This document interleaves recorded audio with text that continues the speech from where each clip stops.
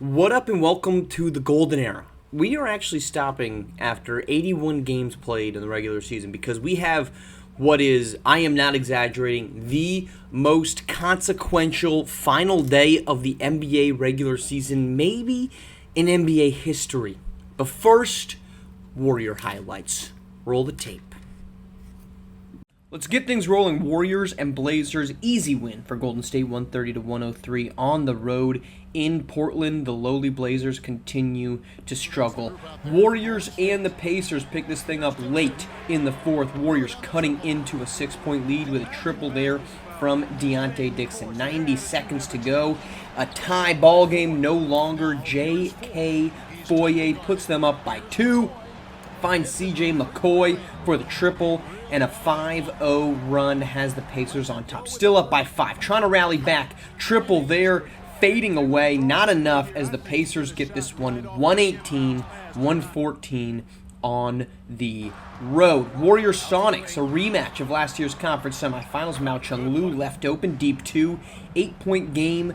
4 and change to go. Dixon not to be denied, taking on Alshon Webb there. Next possession, here comes Dixon, the foul and the harm.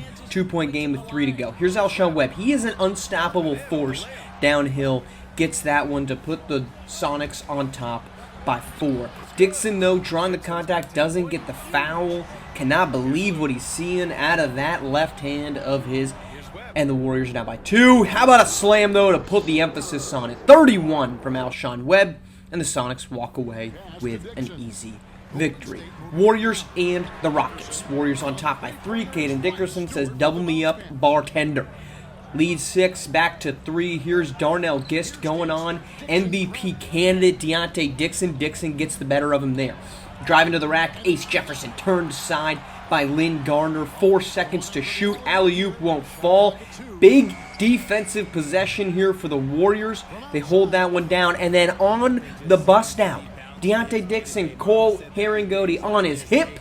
No longer. Kick out. Lynn Garner, Damian Pack burying the corner 3 on top. 5-point game. Here comes Dixon doing more of that. Pack doing more of that work. Finding Dixon to get the triple. The Warriors lead by 8. 2 minutes to go. Rockets have made this thing a 6-point game. Pull up Jimmy over top of Deonte Dixon. Over top of Darnell Gist in that MVP matchup. Missing the step through. Corner 3 from Cole Herringody. Hold yourself. We got ourselves a ball game. 3-point game. 45 seconds to go. Deonte Dixon up and in again against Darnell Gist, and the Warriors hold on 102-95 in a matchup of 2 MVP candidates. It's Deonte Dixon getting the better in the win than Darnell Gist.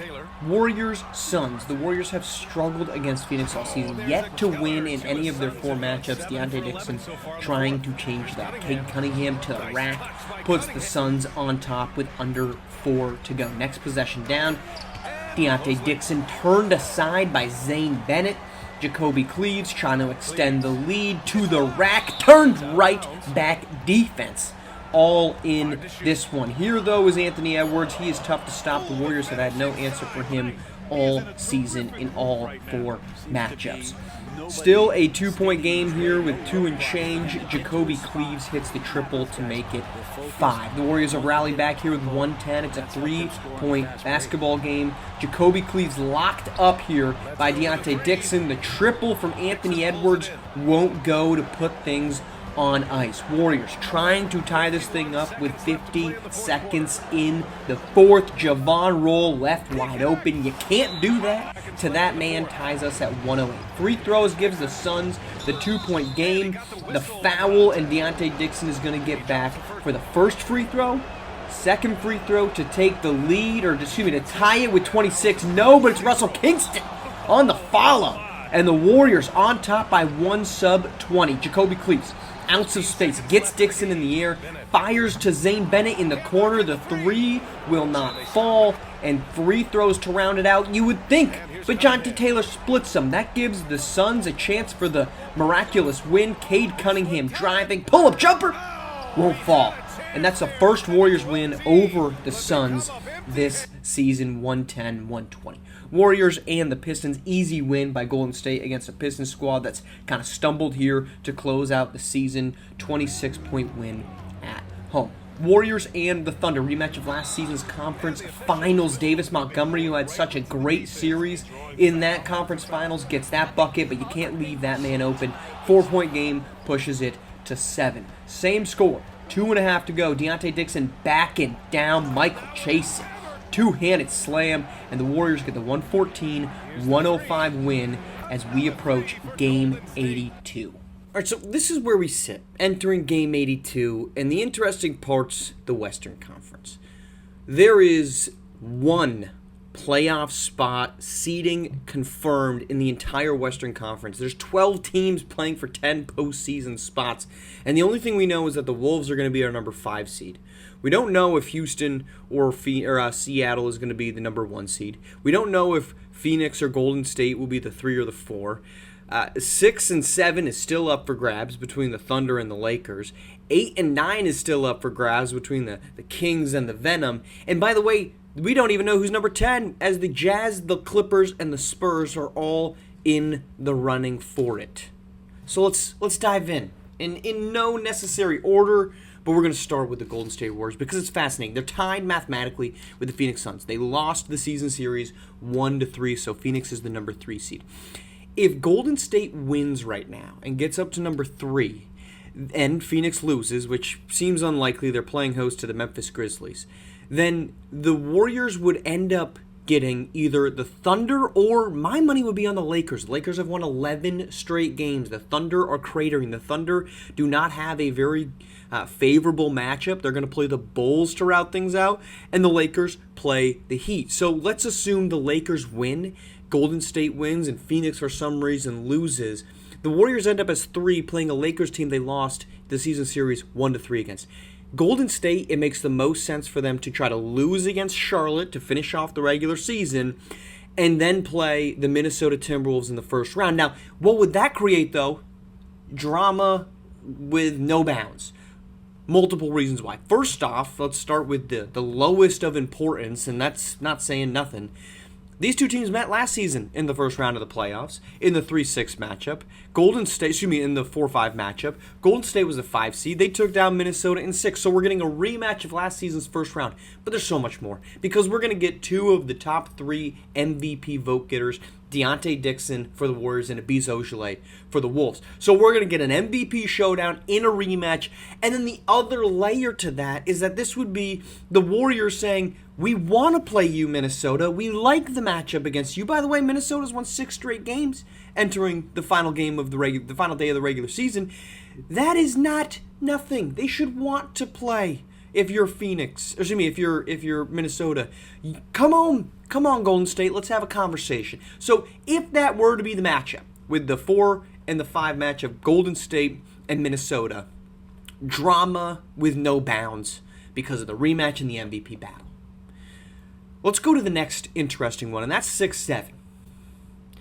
The Thunder or the Lakers. The Lakers have been red hot. They're finally playing good basketball. And if that's the matchup that they get out of the play-in, that is not insignificant, because then you get a Lakers-Suns matchup in that 3-6, which has historical permutations, but it's also 2 seasons ago, this was the Western Conference Finals, in which the Lakers got swept by Phoenix, who then go on to lose to the Orlando Magic in 7 games. So we have recent animosity.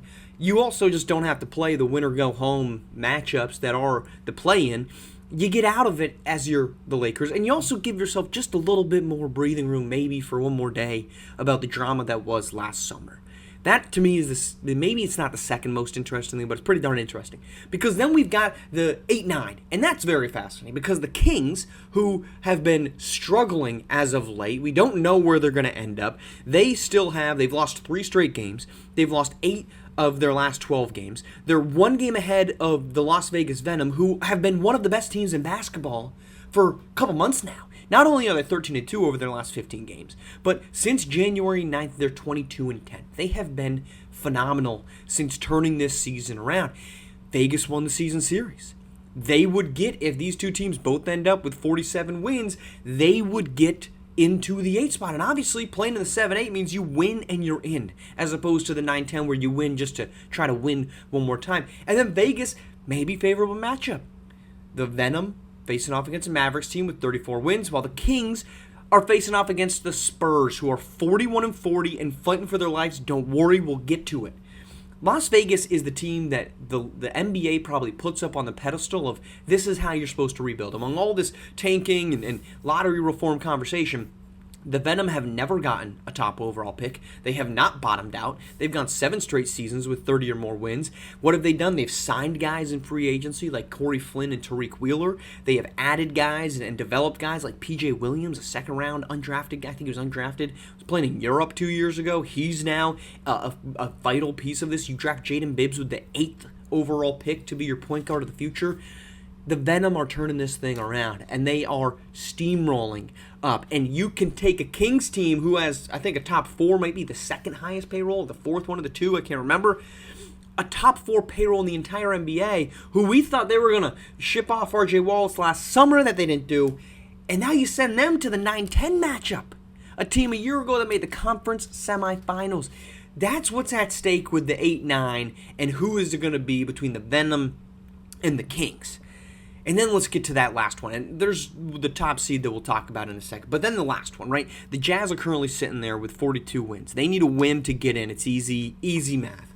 Behind them are the Clippers and the Spurs. The Clippers have the season series over both the Jazz and the Spurs. So if the Jazz lose, both the Clippers and the Spurs win, then the Clippers are getting in. This team, this upstart group, Javon Boston Jr., Elijah Foxis, a team maybe outkicking their coverage, but kind of like what the Venom did last year, just no superstar prospect like the Clippers have with Javon Boston Jr., but here are the Clippers. And if it's a missed playoff for both the Jazz and the Spurs, how detrimental is that to their future? We've talked ad nauseum about the future of Darius Dixon and the Utah Jazz. Well, the Spurs aren't too far removed from that, to be honest with you. With Sidney Cross, Mateo Delgado, Carlos Fernandez, that team is built to win right now. And if they miss the postseason and they end up on the outside looking in, what happens? What's the ramifications of it? So that, to me, is equally interesting. So what should we pay attention to? Well, the Utah Jazz, they're going to have to take on the Boston Celtics, who have been steamrolling but locked into the number 3 seed. The Spurs, we already talked about, they're going to get a Kings team that needs the win. Both teams desperately need the win. And then the Clippers play the lowly Trailblazers, who've won all of 12 times this season. So it feels like if you were a betting man, if you wanted to take that money to Vegas and not bet on the Venom, the Clippers as our 10 seed, barring upset by the Jazz over the Celtics, very well is who we're going to get there at number 10. The last thing in the Western Conference, it's the 1 seed. If Houston wins, they get it. If they lose, they're going to fall to number 2 because the Sonics, they have finished their season. They've played 82 games. They're sitting back and watching this all play out. Not really much at stake for them in that one. The Eastern Conference, meanwhile, not really too much going on. But there's one thing that I want to highlight, and we'll get to it. The only thing that's figured out, we know the 1, 2, 3 are figured out. The only thing that's not figured out is the 4 and the 5. And that is the Hornets and the Pacers are going to play one another. They're going to play one another for the second straight time. What we don't know is if that's going to be with Charlotte as the 4 seed or Indiana as the 4 seed.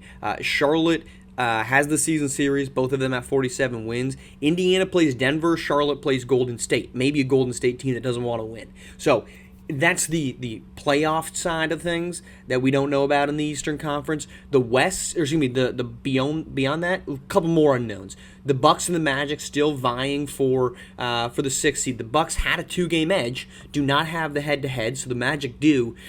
They've lost their last 2, and the Magic are storming back. Atlanta is the matchup for the Magic in Game 82. Meanwhile, the Bucks have to play the Timberwolves, who, again, have settled in at 5 seed, so maybe they're not playing anymore. Magic win that, Bucks lose, Magic avoid the play-in and get to number 6, and then, obviously, the reverse of that. But do you like sequels? Because I do, and I think this is fascinating. The Eastern Conference, we could have almost a carbon copy of last season's play-in and playoffs. Here's how. We already know we're getting Charlotte and Indiana as a rematch. That is locked in.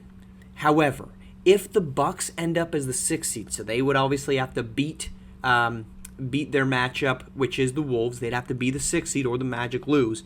That would mean we get a second rematch, and that would be that of the Celtics and the Bucks, who played 4 and 5. The Bucks won last season. Charlotte beat the Pacers a year ago. But there's more, because the 8-9 is pretty much locked in right now. So we know the 8 is going to be the Miami Heat, and we know the 9 is going to be the New York Knicks. Well, if we get Orlando and Miami in the 7-8 matchup, that would be the exact same matchup we got a season ago when Orlando beat Miami. Who did the winner of that game go on to play in the first round? Brooklyn, who would be the date of whoever wins the 7-8 again this season. Now, what happens if the Knicks, who they play the Raptors in the 9-10, if they beat the Raptors, the Knicks, and then they go and face the Magic, face the Heat, the winner of that game goes and gets the Chicago Bulls just like it did a year ago, and if the Heat pull that off, we've got an exact replica, run it back from last season's first round of the Eastern Conference playoffs. Is that nerdy? Are we diving deep? We sure are, but I love it. We're going to do a breakdown of all this. Next episode is just Game 82. That's it. What happens? Where does everything shake out? It is going to be entertaining. We'll see you on the other side.